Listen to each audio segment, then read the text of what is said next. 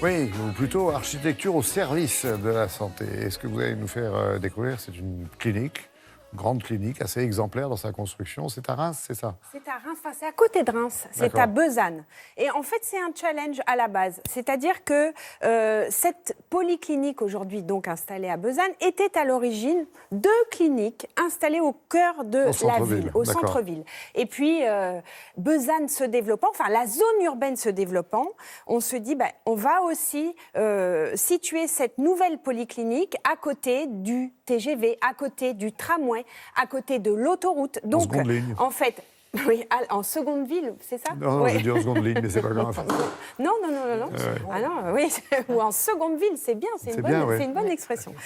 Donc, il y a dans cette démarche d'architecte, c'est Jean-Michel Jacquet, l'architecte, eh bien, à la fois, il y a une démarche de créateur de bâtiments, mais aussi une démarche d'urbaniste, puisque ça veut dire que se recrée à la périphérie d'une ville moyenne un autre centre urbain, et que, eh bien, par exemple, des gens aussi parisiens pourront aller, pourquoi pas, en 90 minutes, parce qu'avec le TGV, aller aussi à Besanne. Donc voilà, ça recrée tout. Et en plus, ce lieu, parce que cet architecte, il fait attention, il a un regard bienveillant sur celui qui habite le bâtiment.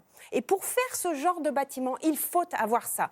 Donc, ça veut dire qu'on ne le construit pas, on ne fait pas un geste architectural. Évidemment, les normes écologiques HQE sont là. Sont respectées. Il pense aussi à l'évolution du bâtiment dans l'avenir, c'est-à-dire qu'il y a du bois, il y a une zone à construire encore. Regardez.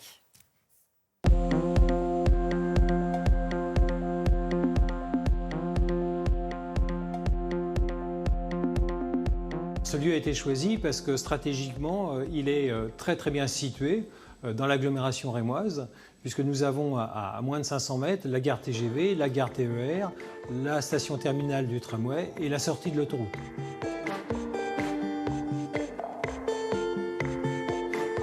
La capacité d'accueil de la clinique, c'est environ 400 lits et places, et il y a environ 100 000 patients par an qui fréquentent l'établissement. Je pense que l'architecte a un vrai rôle pour que cette architecture soit accueillante. Et donc on joue sur le bois, sur la lumière naturelle, sur des standards de décoration qui sont ceux par exemple dans les chambres de l'hôtelier, de façon à passer du banal au médical d'une manière très naturelle et qu'il n'y ait pas cet effet d'appréhension qu'on peut tous éprouver lorsqu'on rentre dans un espace hospitalier.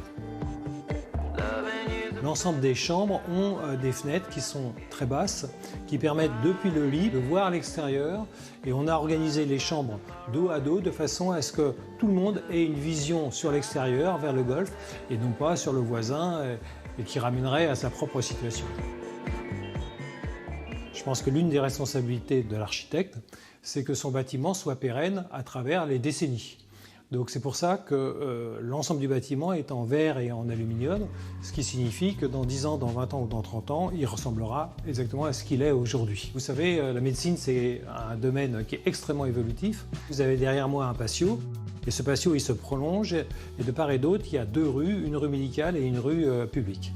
Et ces rues, elles peuvent, dans 5 ans, dans 10 ans, dans 20 ans, se prolonger à l'extérieur du terrain, de façon à avoir des extensions qui viendront naturellement sans perturber le fonctionnement. Je pense que la dimension humaine et celle de l'usage sont majeures, ce qui n'empêche pas d'avoir une interprétation des lieux, d'amener une sorte de poésie, un travail sur la lumière, bien sûr sur la nature, parce qu'aujourd'hui la question écologique est primordiale, mais pour autant, c'est l'architecte qui est le porteur du sens du bâtiment. Il ne manque plus que des tableaux, des sculptures, Exactement, parce que Jean-Michel Jacquet pense aussi à l'art qui n'est pas superflu, qui fait du bien, surtout dans ce genre de situation. Et il y a une exposition de photos. Exactement, en ce moment il y a une exposition de photos, donc peut-être qu'il appelle à artistes aussi, ils vont m'appeler en disant « mais non, ça va pas !» Mais non, ils ne vous appelleront pas, vous n'avez pas donné votre 06 à tout le monde quand même. Et un petit salon pour ceux qui aiment les métiers d'art à Strasbourg, ça s'appelle Résonance, c'est tout le week-end et je vous invite à y aller parce que ça peut donner aussi et créer des vocations. Allez-y avec vos enfants, ça donne de très très bonnes idées pour l'avenir, ça.